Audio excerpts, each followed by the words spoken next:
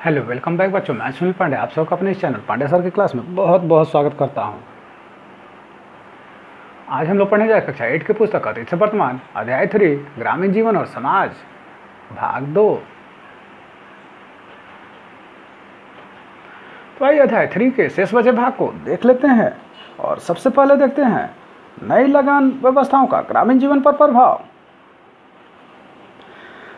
तो सबसे पहले बात तो यह कि स्थायी बंदोबस्त से लगभग आधे पुराने जमींदारों की जमींदारी उनके हाथ से चली गई, क्योंकि उन्होंने तय समय पर लगान जमा नहीं किया था। दरअसल उनके लिए किसानों से लगान के लिए ज़्यादा जोर जबरदस्ती करना संभव नहीं था। किसानों के साथ उनके काफ़ी पुराने संबंध थे। दोनों में भावनात्मक स्तर पर एक संबंध बना होता था। इससे फसल खराब होने या अकाल की स्थिति में लगान के लिए दबाव बनाना असंभव होता था। आपने यह भी देखा कि नई व्यवस्था में जमीन का मालिक किसान या जमींदारों को बना दिया गया। इससे लगान समय पर जमा करने के लिए इसे बेचने या बंधक रखने का चलन शुरू हो गया। इससे गांव में महाजन के रूप में एक प्रभावी समूह आ गया। इन लोगों के द्वारा जमीन के एवज में धन दिया जाता था। धीरे धीरे यह समूह गांव में सबसे महत्वपूर्ण हो गया, क्योंकि गांव के कई किसान और जमींदार इनसे कर्ज लेते थे। लगान की दर तीनों ही व्यवस्थाओं में काफ़ी ऊंची थी, इसलिए किसान खेती में सुधार के लिए कोई प्रयास कर पाने में भी असमर्थ हो गए। रैयतवारी और महलवारी में तो किसान खेती में सुधार का प्रयास भी नहीं करना चाहते थे, क्योंकि उन्हें पता था कि अगर वे ऐसा करेंगे तो अगली बार उनके लगान की दर बढ़ा दी जाएगी। अंग्रेज सरकार को तो केवल लगान से मतलब होता था, उन्हें खेती में सुधार की कोई चिंता नहीं रही। इस तरह तीनों ही व्यवस्थाओं ने गांव के किसानों और जमींदार दोनों को एक तरह से बर्बाद कर दिया।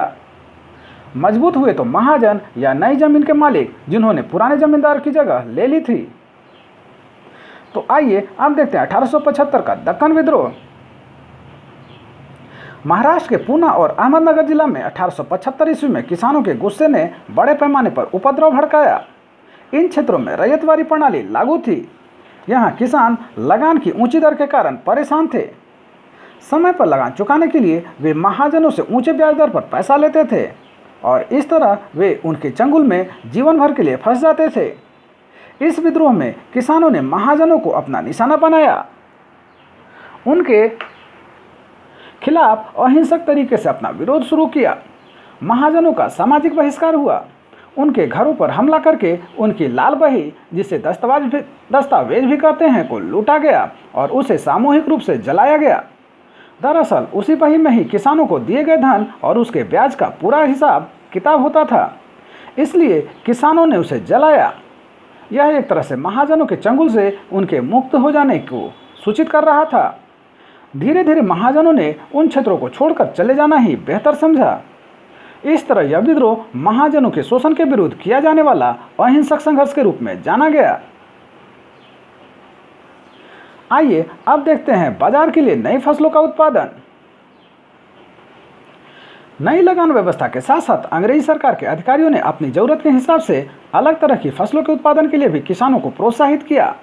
ये आम खाद्य फसल से अलग थी, जिनसे कारखानों में दूसरी वस्तुएं तैयार की जाती थी।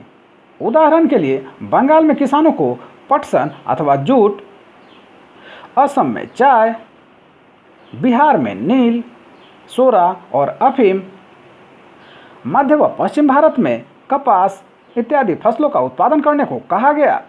इन फसलों का किसानों या गांव के लोगों के लिए कोई विशेष इस्तेमाल नहीं था, मगर बाजार में इनकी कीमत ज़्यादा होती थी और किसान इसे बेचकर नकद पैसा प्राप्त कर सकते थे। इसलिए इन्हें नकदी फसल भी कहा जाता है।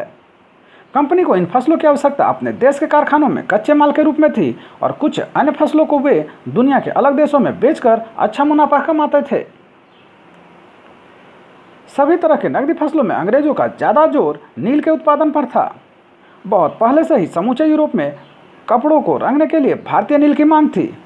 इसके व्यापार में लगे अंग्रेज व्यापारियों को इससे काफ़ी मुनाफा होता था, इसलिए वे किसानों को अग्रिम धन देकर सहायता भी करते थे। आगे चलकर जब वे शासक बन गए तो इसके उत्पादन को बढ़ाने के लिए किसानों को डराना, धमकाना या लोभ लालच भी देना शुरू कर दिया गया। कई अंग्रेज अधिकारी एवं व्यापारियों ने तो स्वयं ही जमींदारों से जमीन पट्टे पर लेकर उसमें मजदूरों से नील की खेती करवाना शुरू कर दिया। यहाँ ध्यान रखेंगे कि नकदी फसल ऐसा कृषि उत्पाद होता है जिसे खेतों से सीधे व्यापारियों द्वारा खरीद लिया जाता था, जैसे गन्ना, नील, तंबाकू, अफीम इत्यादि। तो आइए अब देखते हैं नील की खेती की समस्याएं। नील की खेती किसानों के लिए फायदेमंद नहीं थी, मगर उन्हें अपनी जमीन के एक बेहतर हिस्से पर इसकी खेती करनी पड़ती थी।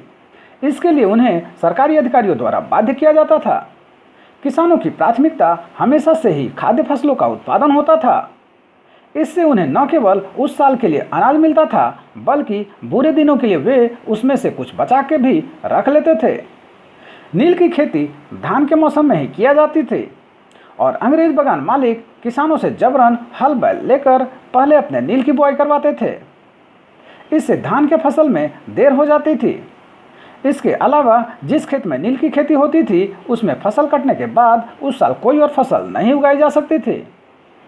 इस सब का असर यह होता था कि किसानों के पास अनाज की कमी हो जाती थी। जब कभी भी सूखा या बाढ़ के कारण फसलों का उत्पादन कम होता था तो किसानों के पास पहले का रखा अनाज नहीं होता था। ऐसे में वे या तो महाजनों के कर्ज लेते थे या भूखे रहते थे। आइए अब देखते हैं नील दर्पण। नील की खेती के कारण किसानों को जो कठिनाई हो रही थी उसे उस समय के एक बंगाली नाटक नील दर्पण में बड़े अच्छे तरीके से दिखाया गया है। इस पुस्तक के लेखक दीनबंधु मित्र थे। 1860 ईस्वी में यह पुस्तक बिना किसी लेखक के नाम के छपी थी ताकि अंग्रेजों के गुस्से को उन्हें झेलना नहीं पड़े। इसमें उसकी खराब नीति का बखान किया गया था। इस पुस्तक का अंग्रेजी में अनुवाद माइकल मधुसूदन दत्त ने किया। इस नाटक में नील किसानों की दुर्दशा वास्तविक रूप में सामने आई है। एक नील किसान गुल्लुक चौधरी, जो कि नाटक का पात्र था, अपने साथी किसान से कहता है कि मैं अब नील की खेती नहीं करूंगा, चाहे इसके लिए मुझे जेल ही क्यों न जाना पड़े। भीख मांगकर खा लूंगा। अगर सरकार ने ज़्यादा तंग किया तो गांव को छोड़ दूंगा, लेकिन अब नील की खेती नहीं करूंगा। तो आइए अब देखते हैं नील किसानों का विद्रोह। बंगाल में नील की खेती बड़े पैमाने पर करवाई जा रही थी। इससे वहां के किसान बहुत दुखी थे। बार बार पड़ने वाले अकाल व भूखमरी से परेशान किसानों ने विद्रोह कर दिया। वे नील की खेती करने से मना करने लगे। साथ ही उन्होंने बगान मालिकों को लगान चुकाना भी बंद कर दिया। औरतों ने पुरुषों के साथ मिलकर नील की फैक्ट्रियों पर जहां नील बनाया जाता था पर हमला बोल दिया।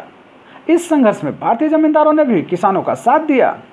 वे अपने क्षेत्र में अंग्रेज बगान मालिकों को बर्दाश्त नहीं कर पा रहे थे।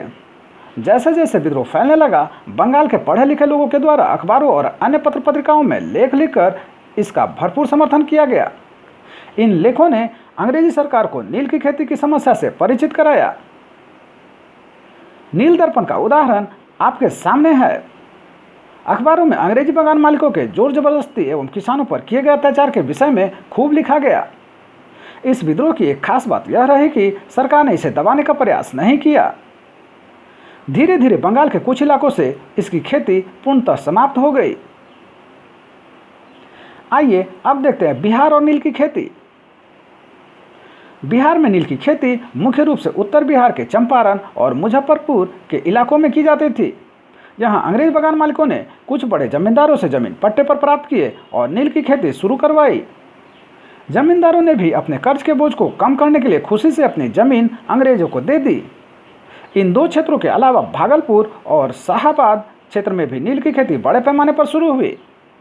नील के अलावा अंग्रेजों ने इस इलाके में अफीम, पटसन और सोरा नामक नकदी फसलों का उत्पादन भी बड़े पैमाने पर शुरू करवाया। वर्तमान गया जिला अफीम उत्पादन में तत्कालीन बंगाल प्रांत में प्रथम स्थान पर था।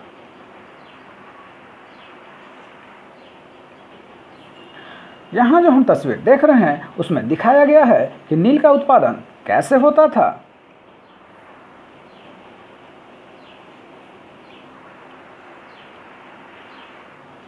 बिहार में नील की खेती दो तरीकों से की जाती थी, जीरात और असामी बार। जीरात में सीधी अपनी देखरेख में अंग्रेज बगान मालिक मजदूरों से खेती करवाते थे। असामी बार में बगान मालिक रैयतों को उनके स्वयं की जमीन पर नील की खेती करने के लिए बाध्य करते थे। कुछ रैयतों को तो अंग्रेजों ने नील खेती के लिए आरक्षित तय कर लिया था। अंग्रेज उन्हें बस खेती का खर्च देते थे। कृषि कार्य में लगने वाले श्रम के बदले उन्हें काफ़ी कम मजदूरी दी जाती थी। 3 कठिया प्रणाली इसी के अंतर्गत चंपारण में प्रचलित किया गया। इसके अंतर्गत किसानों को अपनी जमीन में 3 कट्ठे प्रति बीघा की दर से नील की खेती करनी पड़ती थी। इसी के विरोध में महात्मा गांधी ने चंपारण में सत्याग्रह की शुरुआत की। तो इन दोनों प्रकार की खेती में किसान शोषित होते थे। नई भू राजस्व व्यवस्थाएं अंग्रेजों द्वारा भारत में अपने साम्राज्य निर्माण की दिशा में उठाए गए सबसे महत्वपूर्ण कदमों में से एक थी। इसने भारत में अंग्रेजी शासन को स्थायित्व प्रदान करने में महत्वपूर्ण भूमिका निभाई। इन व्यवस्थाओं ने भारत के परंपरागत भूमि पतियों तथा आम किसानों दोनों में कई तरह के असंतोष को जन्म दिया, जिसकी अभिव्यक्ति उन लोगों द्वारा समय समय पर किए गए विद्रोह के रूप में देखने को मिलता है। तो आइए अंत में देखते हैं हमने क्या सीखा। पहला, बिहार में अंग्रेजों के समय अस्थायी बंदोबस्त की भूमि व्यवस्था अपनाई गई। दूसरा है, अंग्रेजों के आने के पहले भूमि का मालिक राजा होता था। तीसरा है, रैयतवाड़ी व्यवस्था में जमीन का मालिक किसान को माना जाता था। चौथा है, अंग्रेजी शासन द्वारा भारत में अपनाई गई नई भूमि व्यवस्थाओं का प्रमुख उद्देश्य भारतीय गांवों पर अपने शासन को मजबूत करना था। पांचवा है, निम्नलिखित के जोड़े बनाए। तो महलवारी व्यवस्था पंजाब से संबंधित है, नील दर्पण दीनबंधु मित्र से संबंधित है, नगदी फसल बिहार से संबंधित है और अस्थायी भूमि व्यवस्था 1793 ईस्वी में। छठा है, अस्थायी बंदोबस्त में अंग्रेजों को 100 में 45% हिस्सा प्राप्त होता था। सातवां है, दक्षिण और पश्चिम भारत में रैयतवाड़ी व्यवस्था अपनाई गई। इस व्यवस्था में पहले से कोई जमींदार नहीं होते थे, परंतु सरकार उन्हें बनाते थे। आठवां है, महलवारी व्यवस्था पंजाब, दिल्ली एवं पश्चिमी उत्तर प्रदेश के क्षेत्रों में अपनाई गई। तो आप सबको हमारा प्रयास कैसा लगा हमें जरूर कमेंट कर बताएं। हमारे इस चैनल पांडे सर की क्लास को जरूर से जरूर सब्सक्राइब करें और बेल बटन को दबाएं ताकि आने वाली वीडियो का नोटिफिकेशन आपको मिलता रहे।